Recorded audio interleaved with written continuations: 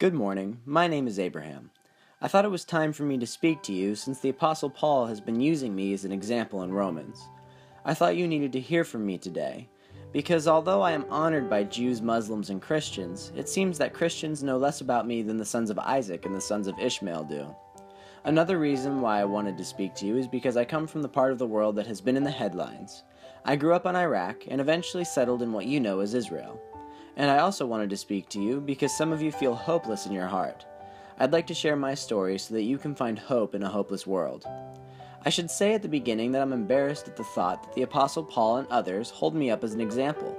If you're going to copy anything about me, please don't mimic my conduct or follow my compromises. I am simply a man who strived to take God at his word. When God promised something, I tried to believe him, even though I bombed on several occasions. I even tried to make some things happen on my own timetable, but by God's grace, I was always drawn back to believing in the promises and power of God. Thankfully, I was not justified by my behavior, but my belief in God. I had been pretty comfortable living in Iraq when God appeared to me, giving me a command and a promise. Incidentally, this is always how God works. When we obey him, we experience his promises and we end up being blessed. God called me to leave my country, my people, and my family and go to a land that he would show me. I was told that God would make me into a great nation, that he would bless me, and through me all peoples on earth would be blessed. I didn't really understand this and certainly wondered why God would make that kind of promise to a pagan like me. But I obeyed, taking my wife Sarai and my nephew Lot with me. I was 75 years old at the time. I should also mention that while I obeyed and went to the land God directed me, at the first sign of trouble, I resorted to my own resources.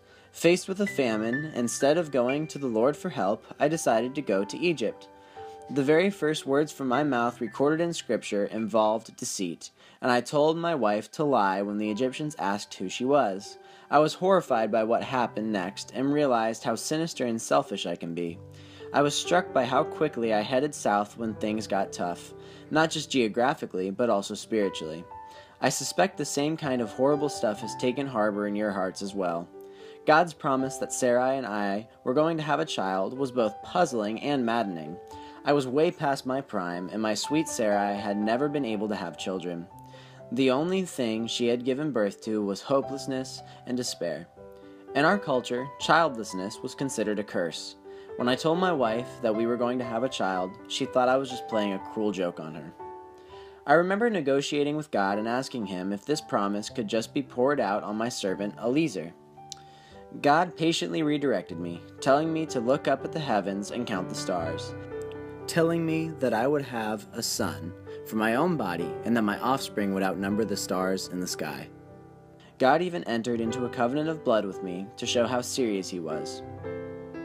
After 10 years of living with no heir, Sarai's hopelessness led her to ask me to have a child with her servant Hagar. This was a surrogate solution, but it wasn't what God had wanted. When she got pregnant, Sarai was even more devastated and forced Hagar to flee into the wilderness. She gave birth to a son named Ishmael, who, though he was my boy, was not the son of promise. I was 86 years old at the time. When I was 99 years old, God confirmed his covenant with me and gave circumcision as the sign of it. I was learning to trust the Lord, even as I faced the facts about my own situation. I tried to not doubt. God told me again that Sarai and I would have a son. I wanted to believe, but I also was really struck with how funny all this was. I remember falling face down thinking about how funny it would be for a 100-year-old man to father a child with a 90-year-old wife.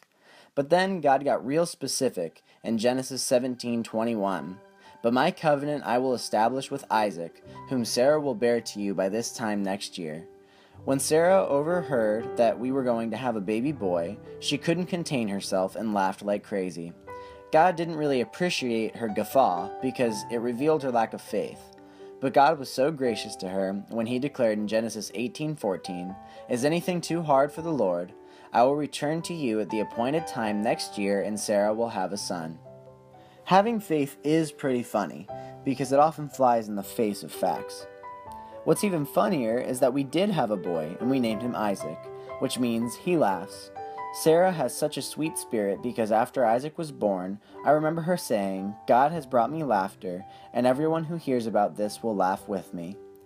That's enough about me and my experience for now. With that as background, let's listen to how Paul applies my experience.